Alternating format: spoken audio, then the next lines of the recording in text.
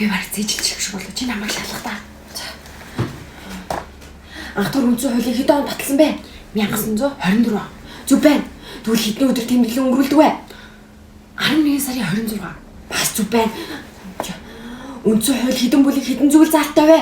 6 бүлэг 70 зүйлтэй. Яг зүг. Хөөе. Би баг бүгдийг зээжилчих чам шүү. Үйлс дэлгэр асуугдараа. За чи тэгээ баг шиг харахаараа юус дурдгүй шүү. Хэдэн үйлдэл хийчихээ. Амчих басаа. За үйлс дэлгэр. Анх дугаар үндсэн хууль хэдэн онд батлагдсныг яриад тэгээ сэдвээ цааш нь дэлгэрүүлдэ. За. Анх дугаар үндсэн